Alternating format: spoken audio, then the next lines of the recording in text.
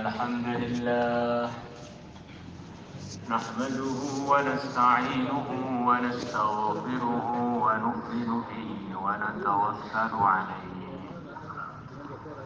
ونعوذ بالله من شرور أنفسنا ومن سيئات أعمالنا من يهده الله فلا مضل له ومن يضلله فلا هادي له وأشهد أن لا إله إلا الله وحده لا شريك له وأشهد أن سيدنا ومولانا محمدا عبده ورسوله لا نبي بعده اللهم صل وسلم على سيدنا محمد وعلى آله وأزواجه وذرياته وصحابه والتابعين والناصرين لدينه بالقول والفعل والتضحية إلى يوم الدين أما بعد فقد قال في كتابه الكريم يا أيها الناس اتقوا ربكم الذي خلقكم من نفس واحدة وخلق منها زوجها وبث منهما رجالا كثيرا ونساء واتقوا الله الذي تساءلون به والأرحام إن الله كان عليكم رقيبا وقال تعالى يا أيها الذين آمنوا اتقوا الله حق تقاته ولا تموتن إلا وأنتم مسلمون وقال تعالى يا أيها الذين آمنوا اتقوا الله وقولوا قولا سديدا يصلح لكم أعمالكم ويغفر لكم ذنوبكم ومن يطع الله ورسوله فقد فاز فوزا عظيما وقال النبي صلى الله عليه وسلم لن يشبع المؤمن من خير يسمعه حتى يكون منتهاه الجنة وقال النبي صلى الله عليه وسلم الكيس من دان نفسه وعمل لما بعد الموت والعاجز من أتبع نفسه هواها ويتمنى على الله وقال النبي صلى الله عليه وسلم وقد ضمن الله لمن كانت المساجد بيوته الروح والرحمة والجواز على الصراط أو كما جاء في الحديث. Hadirin yang dimuliakan Allah Subhanahu wa taala, tidak ada perkara yang lebih penting untuk kita bicarakan lagi, usahakan lagi, perjuangkan lagi melebihi perkara iman, perkara keyakinan. Itulah yang dulu diusahakan, dikatakan dan diajak kepadanya oleh secerdas-cerdasnya orang, seganteng-gantengnya orang, sesempurnanya orang, yaitu para nabi, para rasul. Itulah asas untuk memperbaiki dunia ini. Itulah asas untuk memperbaiki pribadi-pribadi yang di dunia ini. Itulah asas untuk memperbaiki dunia dan akhirat kita. Kalau keyakinan yang benar masuk dalam hati, maka hati jadi baik. Hati akan memerintahkan anggota tubuh untuk berbuat kebaikan. Di dalam diri kita ada segumpal daging. Kalau daging itu baik, maka seluruh tubuh akan menjadi baik. Kalau daging itu rusak, maka seluruh tubuh akan jadi rusak. Daging itu namanya hati, namanya jantung. Ala wahyal qalb.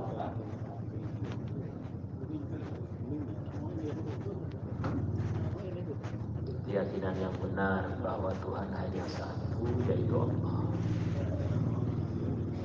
Selain Allah, walaupun sepertinya kuat, sepertinya berkuasa, sepertinya punya, selain Allah itu adalah makhluk. Siapapun, kapanpun, dimanapun, namanya makhluk itu ya lemah. Tanpa Allah makhluk itu tidak ada. Sebagaimana sebelum dikehendaki Allah ada, tidak bisa buat apa-apa, ada saja tidak.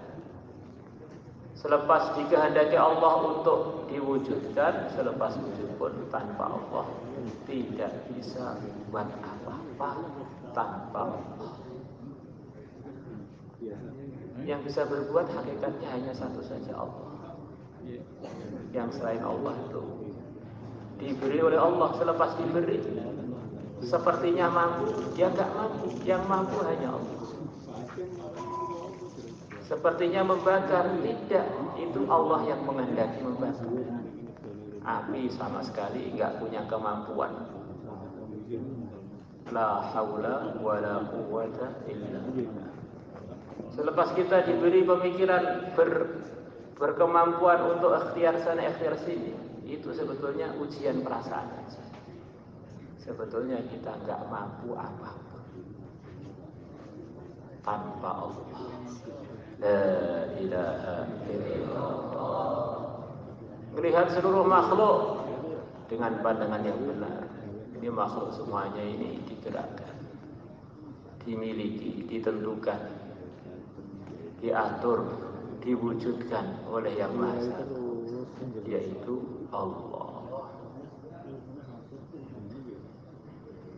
Akhirnya melihat makhluk, ingat Allah.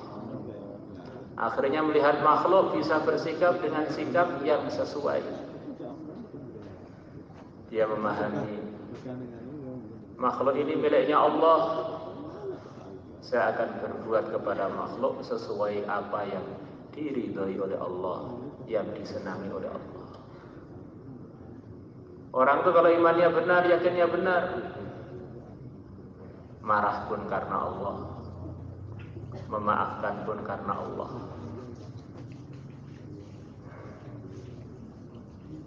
Orang itu sulit memaafkan, di antara sebabnya karena dia ini merasa punya, tersinggung, menghargai dirinya dengan penghargaan yang ketinggian. Memangnya kita ini punya apa? Semuanya titipan. Kalau yang menitipkan yaitu Allah sudah menyuruh kita punya amalan namanya memaafkan, kok kita nggak mau itu loh. Apakah itu bukan bagian dari tidak benarnya keyakinan?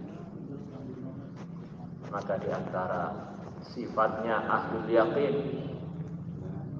pimpinannya ahlul yakin, para nabi, para rasul, beliau-beliaunya dizalimi oleh umatnya, dicemooh oleh umatnya, tidak digubris oleh umatnya. Beliau-beliaunya begitu mudah memaafkan umatnya. Diteruskan oleh para pengikut-pengikutnya, orang-orang iman yang sempat ketemu dengan para nabi, para rasul, yang sempat ketemu dengan yang mulia dan besar Muhammad SAW.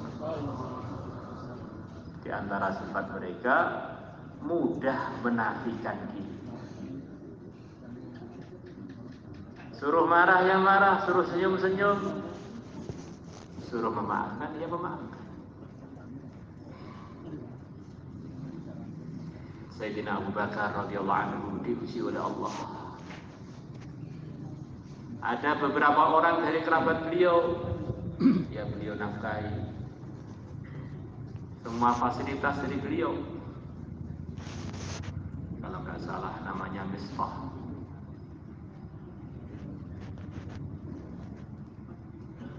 Maka di Madinah sana ada ujian. Ada orang-orang munafikin menghembuskan isu yang begitu menjijikkan. Mereka mengatakan bahwa istri Nabi yang tercinta yaitu Sayyidah Aisyah radhiyallahu taala anha telah berbuat selingkuh dengan Safwan. Tuduhan yang begitu keji. Maka Allah turunkan pembelaan yang tidak pernah diturunkan untuk siapapun dari kalangan umat. Yang pembelaan ini diabadikan dalam Al-Quran sampai hari kiamat. 10 ayat berturut-turut membela dan membersihkan Sayyidah Aisyah radhiyallahu taala anha dari tuduhan yang begitu kecil. Ujiannya Nabi, istri Nabi yang tercinta, dihembuskan oleh para munafikin bahwa beliau selingkuh. Maka turun ayat untuk jadi ujian kepada orang-orang yang ngaku iman waktu itu. Lebih percaya kepada Allah apa percaya dengan berita-beritanya makhluk, yang makhluk itu nggak bisa buat apa-apa.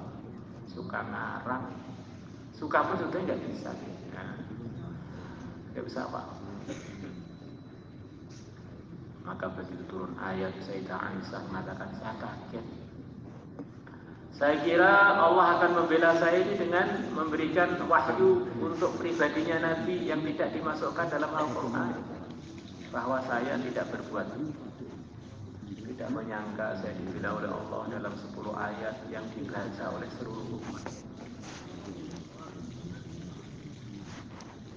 Namanya masyarakat itu banyak karakternya. Ini masyarakat terbaik para hadirin. Ada karakter yang memang punya prinsip. Fikirmen yang punya prinsip. Maka begitu ada berita yang menjijikkan itu, mereka semuanya tidak percaya. Ada kalangan yang karakternya karakter ikut buntut. Orang soleh, orang solehah, tetapi gampang dihembus dengan berita-berita yang tidak akurat. Maka si Mistah ini terpengaruh dengan berita tersebut, bahkan percaya. Maka Sayyidina Abu Bakar begitu marah. Pokoknya saya seumur-umur tidak akan mau nafkahi Mistah lagi. Ben arep luwe, arep larat, arep kaluwen, terserah. Diberi fasilitas, dipikirkan segala urusannya, kok malah balasannya begitu itu. Maka turun firman Allah yang memerintahkan supaya Abu Bakar memaafkan. Ala tuhibbuna an yaghfirallahu lakum? Apakah kamu enggak ingin Allah memaafkan kamu karena kamu memaafkan? Maka Sayyidina Abu Bakar ya langsung memaafkan. Dinafkahi lagi sebagaimana dulu sebelum dia menjengkelkan Sayyidina Abu Bakar. Satu gambaran kalau orang itu imannya memang lurus para hadirin, hidupnya ini berkurikulum dengan kurikulum yang diridhai Allah dengan senang hati dan ringan. Menafikan dirinya itu dengan begitu mudah karena dia tahu bahwa dirinya itu memang tidak ada. Untuk apa? diposisikan seperti posisi perkara permanen itu kenapa? Pokoknya es ngene yo ngene, wis ora iso diongkak lan diangkit. Itu perkataan-perkataan ego, dan ego itu bagian perkara yang nggak boleh diteruskan. Aku itu mendatangkan pembuktian bahwa orang itu imannya perlu dikuatkan lagi.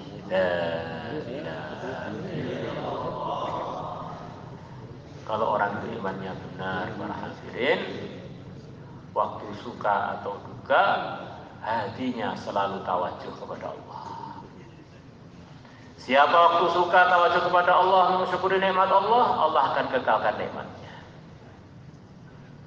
Suami istri waktu walimah syukur kepada Allah, maka keluarganya akan awet. Orang beli kendaraan ingat Allah, akhirnya di antara ungkapan yang diridai Allah, Masya Allah, ini kendaraan ini dari kehendak Allah, bukan dari usaha saya. La haula wala quwwata illa billah. Maka kendaraannya akan barokah. Waktu duka, ingat Allah. Siapa yang menghadapi kesusahan, kemudian dia ingat Allah, Allah akan tolong dia, akan beri solusi dari kesusahan-kesusahan. Ada suami istri zamannya sahabat, diuji oleh Allah, anaknya diculik oleh musuh-musuh agama. Maka istrinya nangis, gimana anaknya hilang, anak laki-laki. Maka suaminya laporan pada Nabi, ya Rasulullah SAW, anak kami hilang, diculik oleh orang kafir. Ibunya anak nangis terus, minta solusi. Maka yang mulia dan besar Muhammad SAW berikan solusi. Solusinya adalah mudzakarah iman yakin. Ucapkan kata-kata yang isinya adalah supaya menghadapi masalah ini dengan curhat kepada Allah. Masalah datang kepada Allah, dari Allah, yang bisa menyelesaikannya hanya Allah. Kamu dan istri kamu perbanyaklah membaca la haula wala quwwata illa billah. Yang kesimpulannya adalah, ya Allah, saya ini nggak mampu buat apa-apa, berupaya juga nggak mampu, berusaha juga nggak mampu, kekuatan juga nggak punya, yang punya hanya Engkau saja, maka tolonglah saya. Jadi kalau orang itu bilang la haula wala quwwata illa billah, ini maksudnya pengakuan seorang hamba bahwa saya ini memang hamba, nggak punya apa-apa, yang punya hanya Engkau ya Allah, maka tolonglah saya. La haula wala quwwata illa billah, satu kalimat yang dihadiahkan untuk umat Muhammad, yang diturunkan oleh Allah dari gudang yang ada di surga sana. Gudang khusus untuk menyelesaikan masalah semuanya, menghadapi masalah dengan curhat kepada Allah, tawajuh mudzakarah iman yakin. Sing iso nyelesaikne kur Gusti Allah, wong sing duwe ya mung Gusti Allah, sing nekakne mung Gusti Allah, sing iso ngilangi nggih mung Gusti Allah. Seluruh makhluk kumpul di satu, pengen menahan, kok menahan orang lain, nahan ngantuknya masing-masing aja nggak mau. Kok memberi, Masya Allah. Memang dirinya di dunia ini punya apa? Jadi numpang aja. Pernah ada benda apa di dunia ini yang dia wujudkan itu apa? Kita ini di dunia ini benar-benar numpang. Tapi kadang-kadang jadi penumpang yang nggak tahu diri. Perasaannya punya, Masya Allah. Mulai kapan punya itu kapan? Coba kita renung. Apa ada di dunia ini yang ciptaan kita itu apa ada? Yang ada kita aku, kemudian kita pindah-pindah. Ini enggak aku, ini enggak kamu, ini enggak. Perasaan tok. La ilaha illallah. Akhirnya keduanya ngulang-ulang kalimat tadi. Kalimat untuk meluruskan tauhid ketika menghadapi permasalahan. Kalimat yang disabdakan Nabi, Kalimatnya akan menyelesaikan masalah-masalah. Paling ringannya adalah mengatasi penyakit-penyakit. Masalah-masalah paling ringannya adalah penyakit stres. Yang mana stres itu termasuk penyakit yang sangat sulit diobati. Selesai dengan la haula wala quwata illa billah. Rumah sakit jiwa pada bingung dengan orang-orang stres. Ini akan selesai dengan la haula wala quwata illa billah, paling ringannya, belum yang paling berat-berat.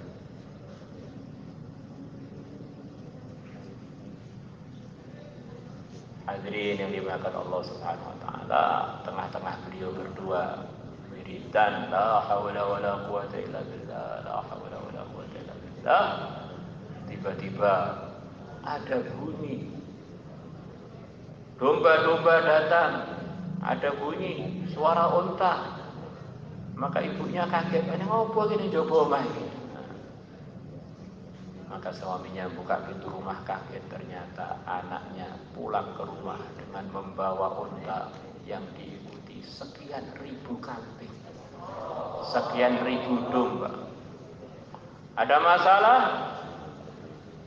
Kembali kepada tauhid yang benar, menafikan diri kita, menafikan usaha kita. Apa yang diridhai Allah itulah yang saya pegang, yang lainnya itu sudah tidak bisa datangkan apapun. Sudah.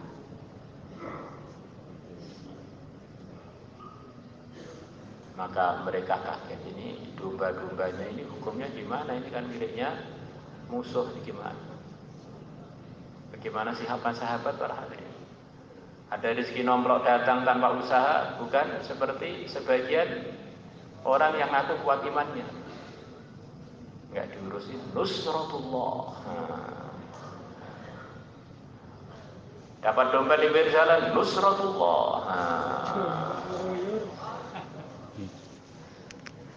Maka keluarga tadi laporan pada Nabi, alhamdulillah anak kami sudah pulang, diikuti dombanya musuh-musuh itu bagaimana? Hukumnya bagaimana ya Rasulullah? Maka Nabi bersabda, itu adalah rizki dari Allah yang dikirim kepada kamu.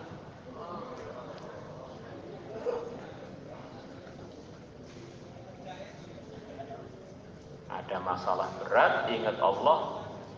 Datang solusi begitu mudah. Datang rizki begitu banyak, kaya mendadak tanpa direncana. Insyaallah. Wiritan jadi duit tenang. Wirid jadi duit.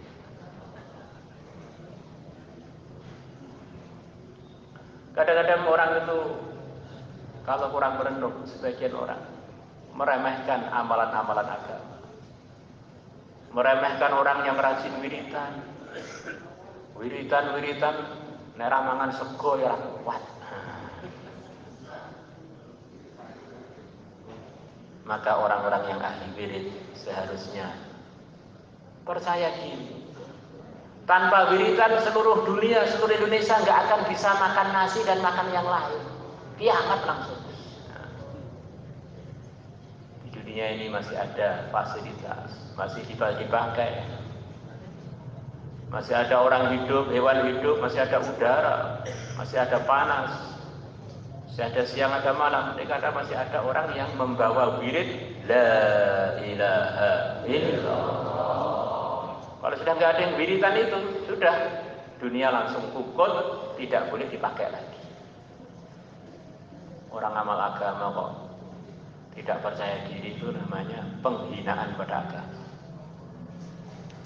Orang-orang nggak amal agama aja loh bisa makan, bisa minum karena berkahnya orang-orang yang amal agama.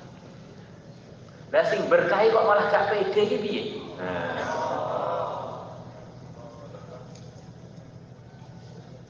Ada orang membawa bom nuklir karena dia tidak pernah mendengar mudzakarah, berita mengenai hebatnya bom nuklir. Bom nuklirnya hanya diponggal panggul di tengah jalan, Dia ketemu dengan penjual bakso, jualan pentol. Nah, akhirnya dia terkesan, Masya Allah, pentol 1.000, pentol 2.000. Tidak punggah panggul, tidak dapatkan duit belas ya. Nah, akhirnya dia tinggalkan nuklirnya, jualan bakso. Orang beriman, punya amal, punya sholat, punya puasa, punya haji, punya Al-Quran. Lah kok dia tidak merawatnya dengan sungguh-sungguh, malah tergiur, tergoda, kepencut dengan orang-orang yang tidak beriman. Saya pergi ke Eropa, Pak. Benar-benar tertib, Pak. Tertib pol. Nah, saya pergi ke Jepang, lebih tertib lagi. Yang mengamalkan Islam itu sana, Pak. Kita ini ngaku saja. Sepertinya omongannya benar, tapi sebetulnya itu menampakkan gudik-gudik yang ada di hatinya. Itu semua bisa hidup tuh karena barokahnya la ilaha illallah yang dibawa oleh orang-orang beriman itu. Apa sih hebatnya ketertiban? Kemudian jurusannya jahanam. Ada orang baris, Masya Allah. Begitu tertib, rapi. Persenti sama, sekian puluh kilo. 1, 2, 3, rapi berat. Tapi nyemplung jurang kabeh belah. Apa hebatnya?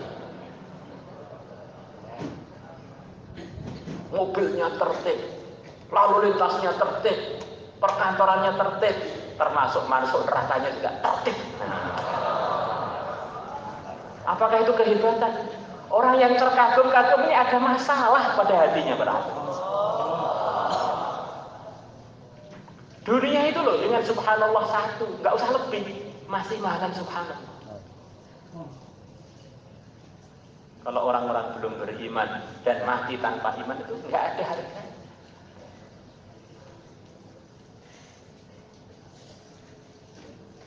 Jadi ada orang barisnya mencong sana, mencong sini, bajunya nggak rapi, tapi berangkat untuk diangkat jadi presiden. Kira-kira untung mana dengan yang baris tertib tetapi nyemplung jurang berarti. Orang iman memang diuji dengan nafsunya, setannya, demitnya, supaya dia ini tidak bisa mempraktekkan iman dan amalnya dengan baik. Tapi ini raja-raja besar di surga berarti. Nyemplung kedoan, nyemplung selokan, rampok tapi kan diangkat presiden ini.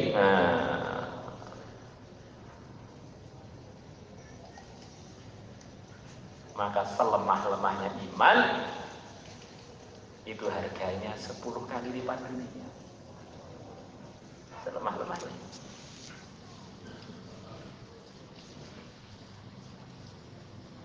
Maka kalau waktu walimah Nabi mentarget para sahabatnya, perbanyak anak, biar nanti saya di akhirat sana membanggakan kalian di depan umat-umat sebelum kalian. Karena orang beriman itu para hadirin, walaupun bayan nguantuan itu harganya mahal. Investasi yang bisa dikatakan nggak akan rugi itu adalah investasi jadi asbab munculnya orang-orang beriman. Jadi antaranya nikah. Masya Allah. Nah, siapa semangatnya?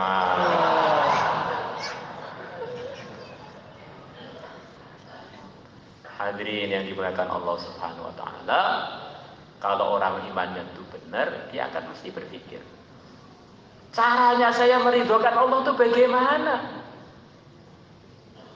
Allah tidak membiarkan kita bingung. Allah telah kirimkan para nabi, para rasul, mengirimkan kepada kita pimpinannya para nabi, para rasul untuk membimbing kita bagaimana hidup yang benar sesuai dengan ridhonya Allah. Tauhid yang benar akan terbimbing kalau kita punya panutan.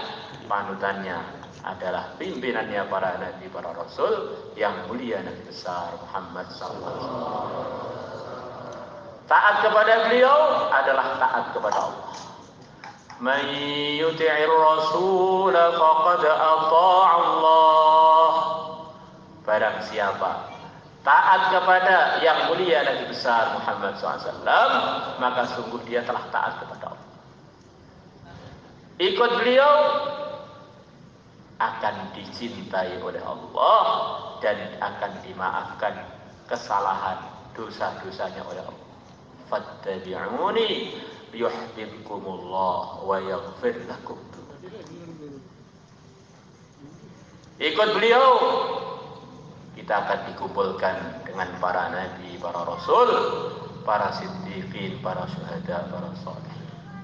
Faulaika ma'al ladzina an'ama Allahu 'alaihim minan nabiyyin was-siddiqin wasyuhada'i was-salihin. Wa hasuna ulaika rafiqa. La ilaha illallah. Ikut beliau sudah ikut panutan yang benar. Laqad kana lakum fi Rasulillahi uswatun hasanah.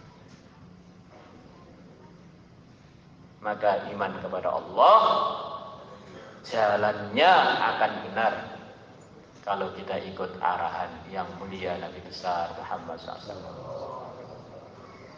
Tambah ikut arahan, tambah sempurna iman dan Islam. Tambah sempurna lagi, tambah sempurna lagi. Anugerahnya tambah sempurna, macam-macam kebaikannya akan sempurna, akhiratnya dan dunianya diridhai oleh Allah.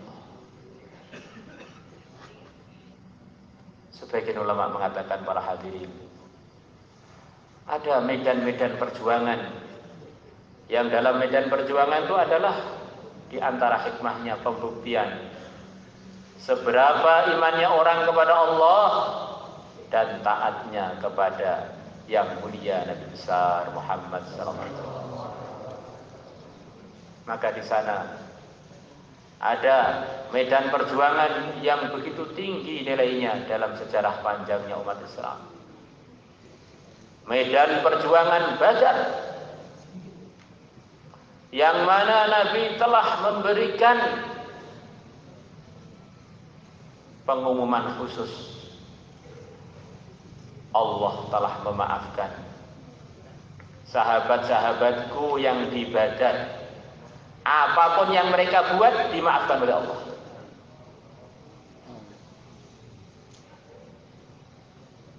Allah telah berfirman kepada Ahlu Badar. Allah mengatakan kepada Ahlu Badar, kerjakan amalan apa aja yang kalian mau. Walaupun itu salah, nggak apa-apa, sudah tak maafkan semuanya. Hadis riwayat Bukhari berhati. Kata para ulama, itu bagaimana memahaminya? Apakah terus sahabat akhirnya jadi seenaknya sendiri selepas dengan Nabi, sabda Nabi itu? Tidak.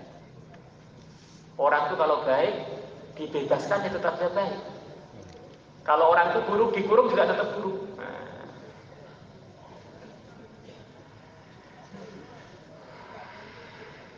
Ada orang itu nggak suka rokok. Ini saya nggak bahas hukumnya, bahas rokok.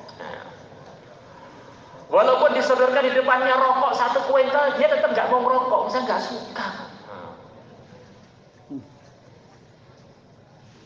Maka ungkapan dari Nabi tadi maksudnya Allah ingin menampakkan mulianya ahli Badar. Walaupun sudah dibebaskan untuk buat seenaknya sendiri, sudah dimaafkan, tetap aja lurus terus. Maka ada ungkapannya para ulama. Maka nabi tabi'ati la tataghayyaru. Perkara itu kalau memang watak asli gak rubah.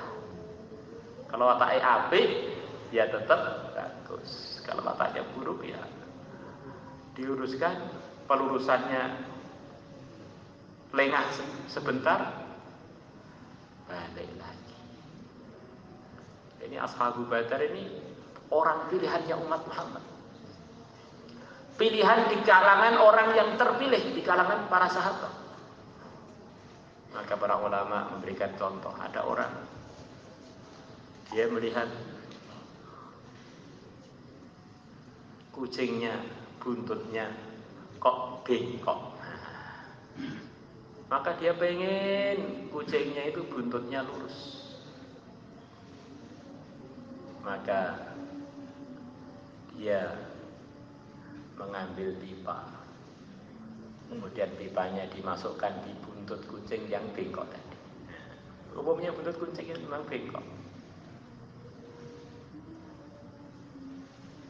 Maka begitu dimasukkan, dia bilang pada teman-temannya, melihat saya telah berhasil meluruskan ekornya kucing. Maka teman-teman bilang, itu bukan lurus karena kamu paksa pakai selang itu, pakai pipa itu, akhirnya gitu itu. Coba pipanya kamu lepas. Ya nanti kalau sudah waktunya saya lepas. Begitu pipanya dilepas di waktunya, buntutnya bengkok lagi.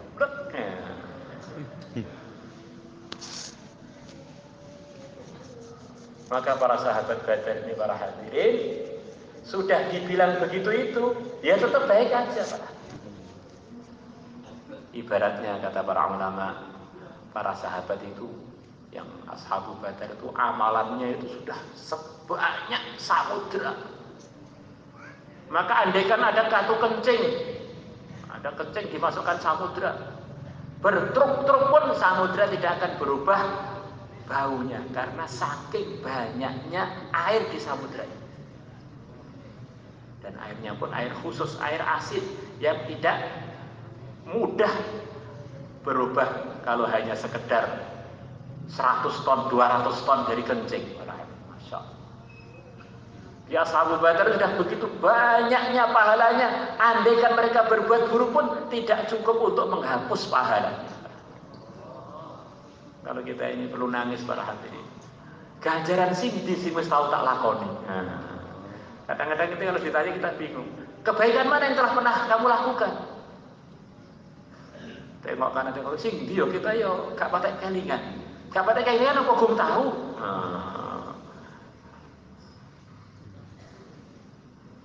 Maka dalam medan perjuangan Badar, Nabi mengajak 300-an sahabatnya atau 313 untuk menghadang rombongan dagang dari negeri Syam, rombongannya orang Quraisy yang mereka bawa banyak harta, dihadang untuk diambil hartanya. Karena orang-orang Quraisy telah begitu buat zalim kepada orang Islam, hartanya dirampasi, rumahnya disita. Maka ini mumpung mau lewat di dekat Madinah, ganti untuk mengembalikan hutang-hutang mereka itu. Ternyata sudah lewat rombongan tadi.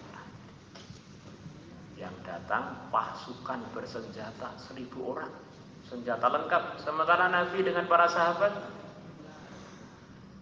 begitu sedikitnya sarana untuk melawan mereka. Kendaraannya pun kurang lebihnya nggak sampai 10, pedangnya pun nggak sampai 10. Bahkan saking miskinnya, sebagian serandalnya pun tidak lengkap, hanya di tali-tali apa biar nggak panas itu. Masya Allah. Maka sahabat Badar ini benar-benar teruji iman. Kondisi yang begitu itu mereka tidak goyang dan tidak ada keraguan untuk ikut 100% arahan Nabi. Terus pundi niki arahanipun di antara arahan Nabi, ojo mundur, maju terus, siap. Terus pundi arahannya, istighatsah, semuanya wiritan malam istighatsah. Ittastaghithuna rabbakum fastajaba lakum anni mumiddukum bi alfin minal malaikati murdifin.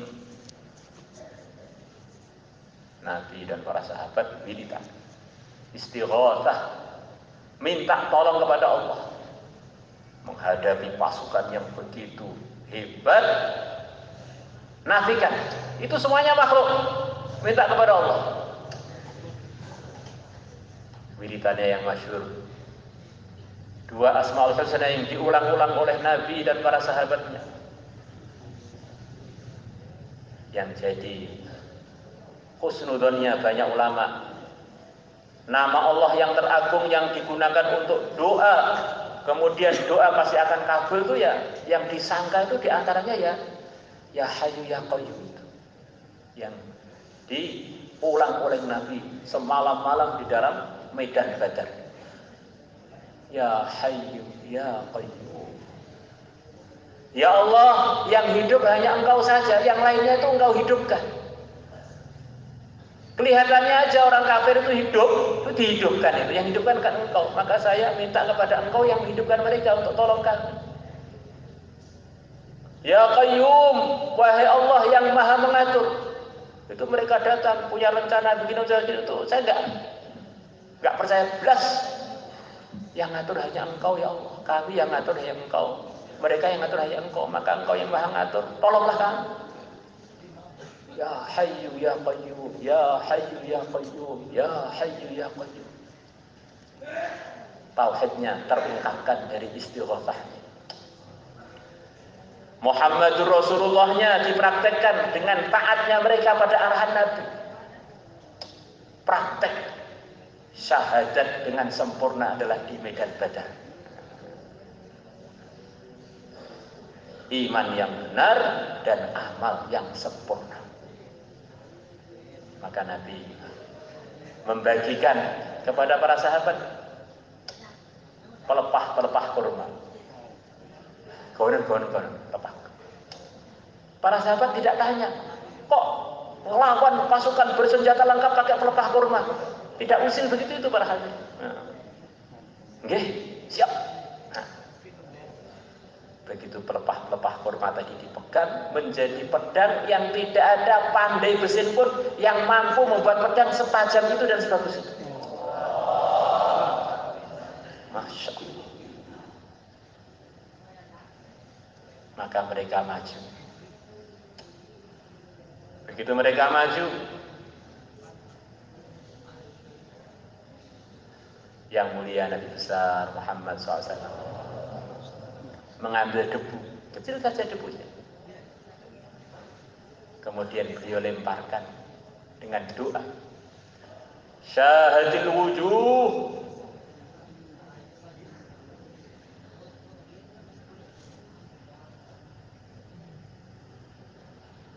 Ya Allah, saya minta kepada Engkau supaya wajah-wajahnya musuh atau musuh-musuh itu Engkau kalahkan, Engkau hinakan. Dia lemparkan.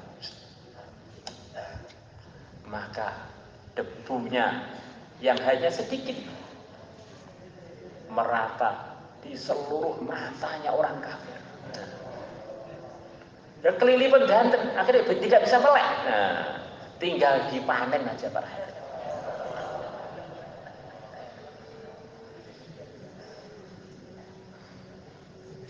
Dan panennya nggak perlu capek-capek para hadirin. Masya Allah. Begitu cepatnya para sahabat baru ngangkat pedangnya, leher-leher musuh sudah pada lepas.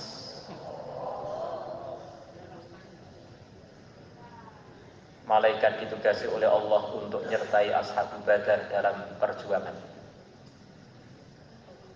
Minimal 1000-an malaikat belum beserta malaikat yang memang selalu beserta setiap manusia. Setiap orang minimal 10. Oh, berarti berapa ribu itu?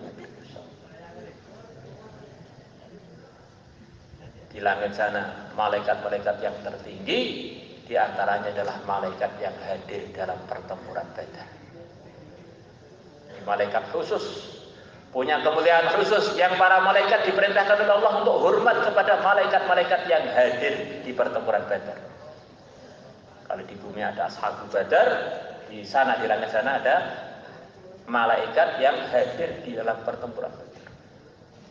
Pimpinan tertingginya malaikat pun ikut hadir, malaikat Jibril ikut hadir untuk menyertai dan memuliakan para sahabat. Majlisnya dihadiri oleh malaikat-malaikat khusus.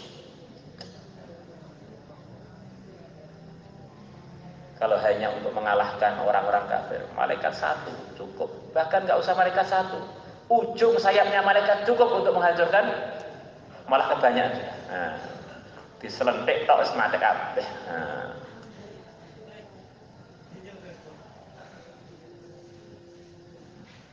Maka matilah 70 dari tokohnya orang-orang Quraisy.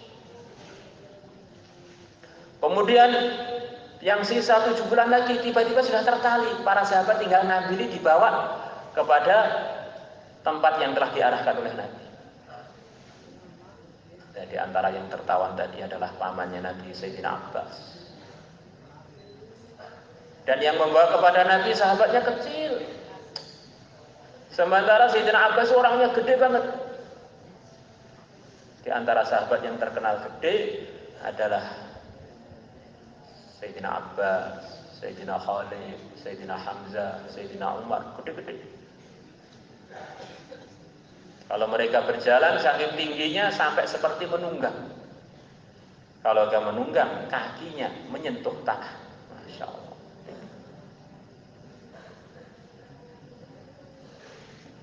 Maka Nabi bertanya kepada sahabat tadi, kamu yang menangkap? Yang menangkap pamanmu kamu? Yang menangkap pamanku kamu? Bisa kamu narik paman saya? Nah, maka sebelum sahabat tadi menjawab, Sayyidina Abbas mengatakan, bukan ya Rasulullah, bukan. Yang nangkap saya bukan dia.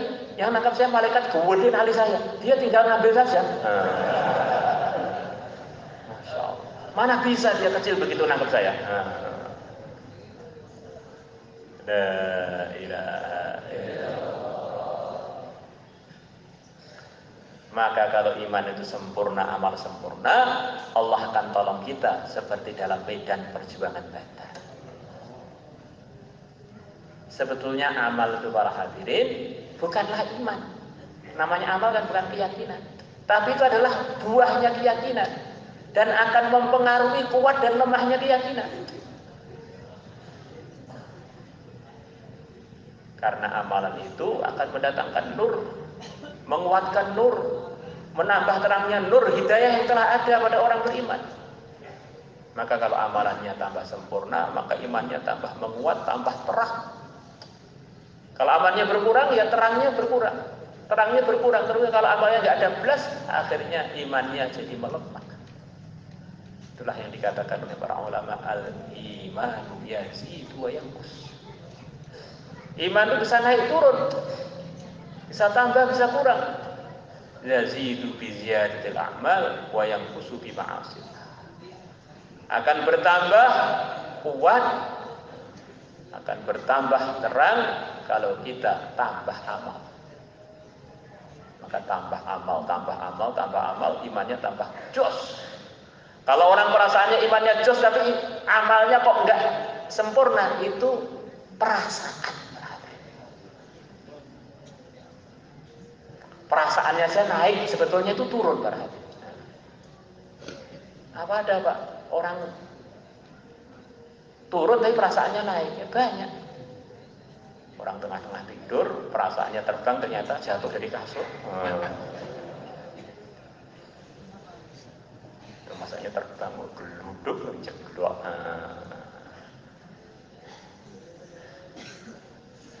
La ilaha illallah. Dan iman akan berkurang dengan berbuat maksiat. Tambah maksiat, tambah maksiat, tambah maksiat, nurnya iman melemah. Kalau nggak cepat tobat, naudzubillah, bisa iman itu bisa tidak punya tempat di hatinya orang tersebut. Hadirin yang dimuliakan Allah Subhanahu wa taala. Ada medan perjuangan lagi. Namanya perjuangan Uhud. Yang mana di awal perjuangan seluruh sahabat full di dalam mempraktekkan la ilaha illallah Muhammadur Rasulullah. Iman yang sempurna, amal yang sempurna. Akhirnya dengan begitu cepat datanglah nusratullah. Orang-orang kafir kalah. Hartanya ditinggal. kendaraannya banyak ditinggal, tinggal ngambil aja. Maka ada satu pos yang telah dipesan oleh Nabi yang dipimpin oleh sahabat Abdullah dengan 50-an temannya. Apapun yang terjadi, janganlah kalian turun dari gunung ini. Kalian bagian menjaga orang Islam dari atas, dari belakang dengan membawa panah-panah kalian. Maka orang Islam telah menang. Orang Islam telah menang para hadirin. Maka sebagian temannya Abdullah mengatakan, pemahaman kami tadi, Nabi nggak bolehkan kita turun apapun yang terjadi sebelum kemenangan. Kan kita sekarang sudah menang. Sudah menang. Jadi yang turun pun itu dengan sebab analisanya, bukan pengen melanggar para hadirin. Sahabat itu begitu tinggi derajatnya. Maka Abdullah bilang, enggak, pokoknya sebelum dibolehkan turun oleh Nabi kita di sini aja. Maka teman-teman beliau meninggalkan beliau, tinggal beberapa orang. Ternyata pasukan yang sudah kalah tadi balik lagi nyerbu dari belakang, pasukan panahnya nggak cukup untuk menghalau mereka. Akhirnya sahabat tengah-tengah mengumpulkan sisa-sisa pertempuran itu diserang dari belakang. Akhirnya 70-an sahabat syahid di situ. Bahkan syahidnya sebagian ada yang kebacok temannya sendiri karena tengah-tengah nggak konsentrasi, ada serangan para hadirin. Akhirnya langsung ngambil senjata bacok atau tombak, ternyata sebagian ketombak sahabat sendiri antar sahabat. Ya.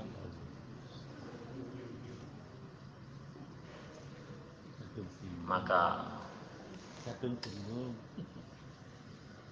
para sahabat terpuruk, benar-benar terjadi musibah besar. Termasuk di situ pamannya Nabi juga wafat, Sayyidina Hamzah.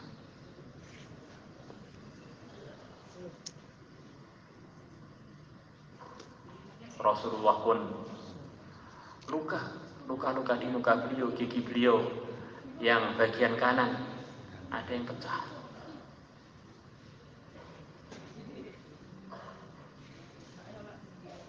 Bagaimana kata para ulama, orang itu kalau nggak menyempurnakan amalnya nanti bisa mendatangkan musibah pada dirinya dan pada lingkungannya.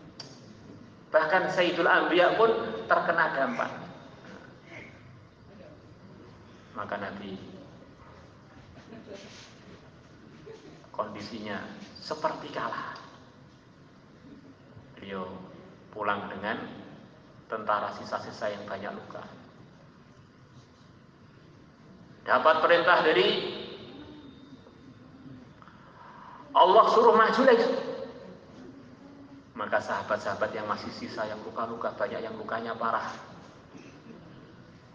Beliau-beliaunya sudah ngambil pelajaran, pokoknya taat karo Kanjeng Nabi, kayak eneng tawar-menawar.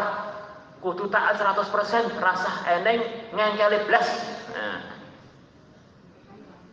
Akhirnya sahabat tadi yang kondisi badannya banyak luka. Ada yang saking parahnya lukanya, jalan pun nggak bisa digendong oleh temannya. Karena oleh Nabi disuruh berangkat lagi para hadirin. Maka Khalid bin Walid yang waktu itu belum masuk Islam dan teman-teman musyawarah, wah, orang-orang Madinah yang mau kita serbu selepas mereka kita terjang di Uhud. Di Uhud ini kurang lebihnya para hadirin selepas 70 sahabat wafat itu, sahabat yang sisa masih melawan para hadirin. Akhirnya pasukan yang Khalid bin Walid mundur juga. Maka mereka ngira pasti ini bawa bala tentara yang lebih banyak, yang lebih kuat. Sementara kita ini sudah banyak yang terluka juga, kita mundur aja. Mereka ketakutan. Awalnya pertempuran ditolong oleh Allah, tengahnya karena ada sedikit kurangnya ketaatan, pertolongan diangkat, kemudian taat lagi di akhir, menang lagi berakhir. Pertempuran Uhud kurang lebih begitu. Masya Allah. Begitu juga pertempuran Hunain. Maka kita ulang lagi, agama tambah sempurna, nanti akan tambah banyak anugerah Allah yang akan datang pada diri kita. Kalau kita kurangi ya berkurang, kalau kita tinggal ya kita ketinggalan nusratullah. Kalau Allah sudah nggak nolong kita, siapa yang bisa nolong? Teman kita ini mirip seperti kita, para hadirin. Kita ini berharap kepada makhluk ini ujung-ujungnya kecewa-kecewa. Sebagaimana kalau orang berharap kepada kita, kan kita juga nggak bisa memuaskan dia, kan? Akhirnya kecewa dengan kita. Siapa yang minta pada kita yang kecewa? Banyak, termasuk istri kita, para hadirin. Insya Allah istri kita buaya kecewa dengan kita karena banyak berharap dengan kita. Minta ini, minta 100 dapatnya 50, minta 50 dapatnya 10.000. Minta mobil dapatnya, minta mobil baru dapatnya mobil second, minta mobil second ternyata dapatnya sepeda motor butut. Masya Allah. Alhamdulillah. Saya berharap pada makhluk itu kecewa, makhluk itu tidak punya apa-apa.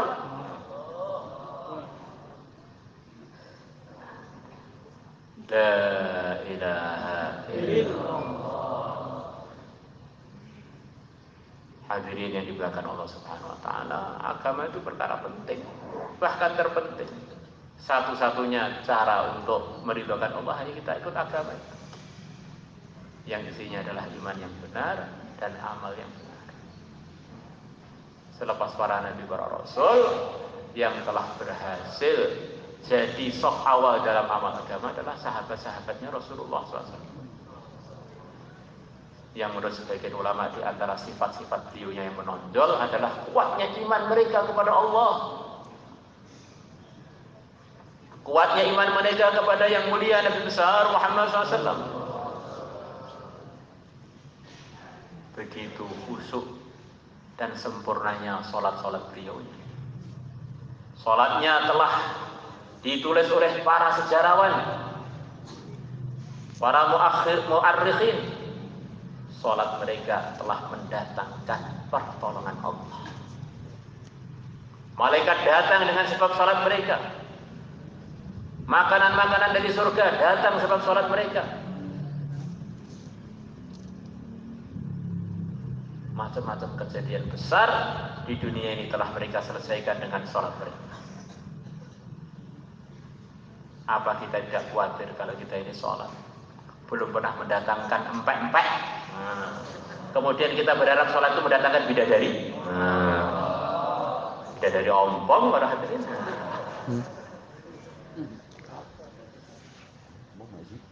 Kita ini sholat sudah pernah belum? Kita melihat sholat kita ini menyelesaikan masalah kita. Kalau belum, kan kita perlu introspeksi, muhasabah. Jangan-jangan sholat saya ini belum ada gunanya. Kemudian para sahabat begitu semangatnya cari ilmu agama. Karena agama itu tanpa tahu, para hadirin. Lah bagaimana mau diamalkan kalau belum tahu? Satu ilmu agama bisa menyebabkan orang kaya raya. Balighu anni walau ayah. Satu ilmu agama kalau kita tahu dengan benar bisa menyebabkan kita lulus pengangkatan jadi dai. Kalau belum tahu, belum bisa, para hadirin. Mau nyampaikan apa? Mau ngajak kepada apa? Punya satu ilmu, kita ketuk rumah, kita sampaikan. Ketuk rumah kedua, sampai ke ujung-ujung dunia dengan satu ilmu, kita bisa jadi konglomerat di akhirat sana.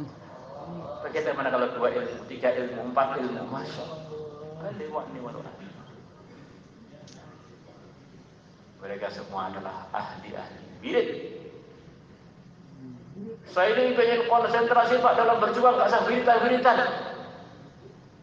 Orang yang tidak zikir, ujung-ujung perjuangannya adalah zakat. Ujung-ujungnya maksiat. Berubah, harokat itu berubah. Sama-sama zal kafrahnya, tetapi kalau orang itu keliru di dalam memilih, akhirnya jadi yang maju syahwatnya. Ujung-ujungnya maksiat. Ya Allah. Itulah kata para ulama. Orang 24 jam akan tergoda oleh setannya, tergoda oleh nafsunya, lingkungannya, kelemahan dirinya.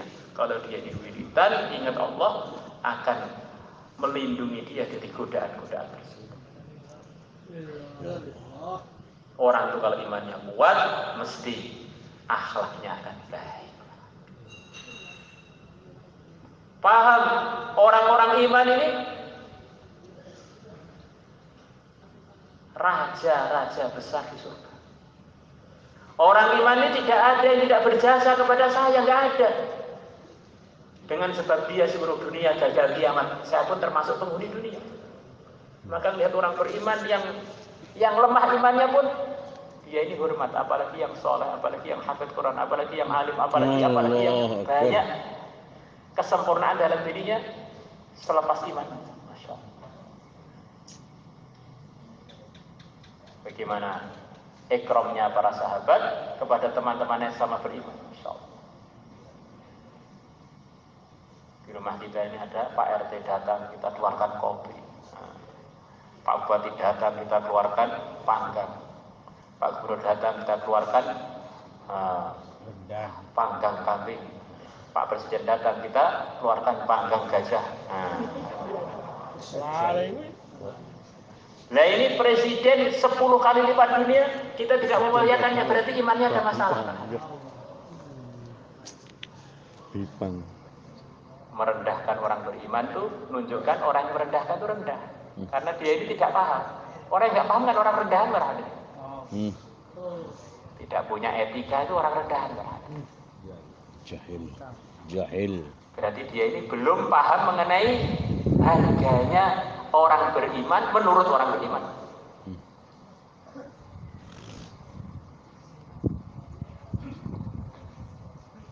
Panggang gajah ini pun.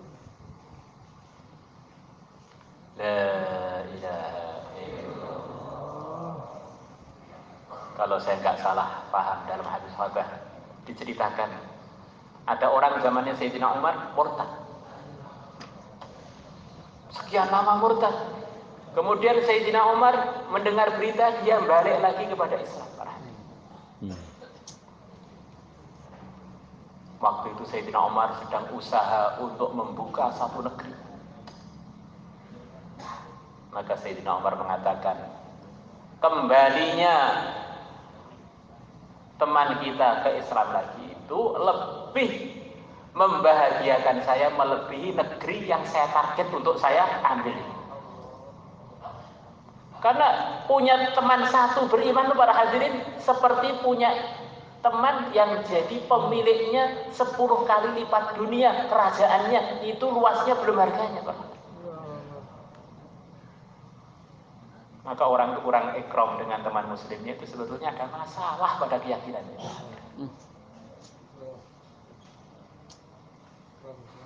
Maka di sana ada teguran-teguran Nabi kepada orang-orang yang merendahkan orang lain, orang sombong. Tidak akan masuk surga orang yang sombong.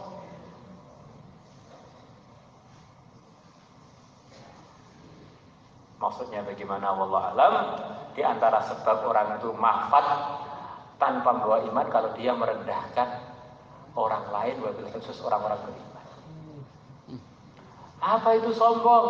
Nabi mengatakan, batarul haq wa ghamdun nas. Sombong itu adalah menolak kebenaran. Sudah tahu ini benar, karena mungkin perasaannya nggak menguntungkan dia, nggak menguntungkan golongannya, nggak menguntungkan grup dia tolak. Ini bagian dari sombong. Kebenaran itu yang membenarkan kebenaran itu adalah Allah. Lah itu dari Allah, dari Rasulullah kamu nggak terima nih, kok nggak bener kok sopor nih begitu. Wa ghamdun nas, dan merendahkan orang. Ada orang itu para hadirin sombong memang nggak baik para hadirin.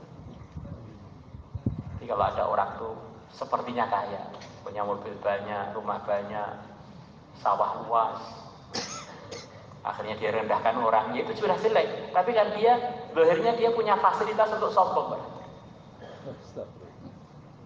Karena orang-orang nggak punya sawah seperti dia, sombong, begitu kiri munggah balik. Nah, kalau saya ini kan tuan tanah.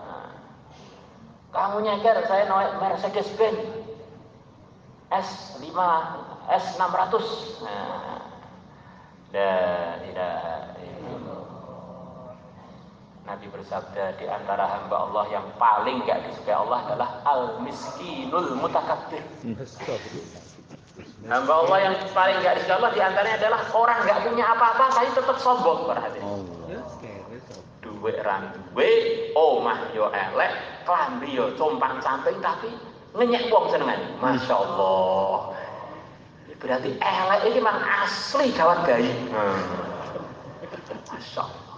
Nggak punya fasilitas untuk merendahkan orang, untuk menolak kebenaran, tapi dia bertahan di kejelekan itu. Masya Allah. Wes melarat tetapi menteng kelek. Masya Allah. Miskin kita. Elek itu penteng. Orang itu kalau imannya benar paham. Amalan itu kalau untuk makhluk, karena makhluk itu salah alamat. Makhluk memang bisa apa berarti? Maka orang itu kalau amal tidak ikhlas, itu maksiat. Bukan tidak sekedar tidak benar, maksiat.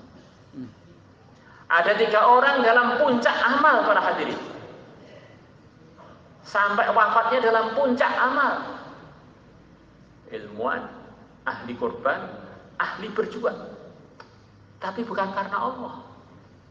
3-tiganya diperintahkan masuk neraka. Banyak ulama mengatakan itu kekal abadi neraka karena pembuktian imannya nggak ada, amalannya semuanya bukan karena Allah kok. Jadi orang itu kalau imannya benar nggak bisa, amal nggak ikhlas nggak bisa, kata para ulama. Amal kok karo krono boneka, amal kok krono makhluk memang iso. Maka para sahabat itu paham pentingnya agama, maka mereka meluangkan waktunya untuk memperjuangkan, untuk merawat, menjaga dan menyebarkan agama. Maka meniru para sahabat, mengidolakan mereka berarti mengidolakan orang-orang yang telah sukses di dalam hidup yang sebentar ini, sukses dalam iman yang benar dan amal yang benar. Maka untuk itu semua siapa yang siap untuk meluangkan waktu keluar 1 tahun, silakan para hadirin. Masya Allah. Alumni pesantren keluar 1 tahun, Masya Allah. Silakan. Alumni. Monggo, silakan.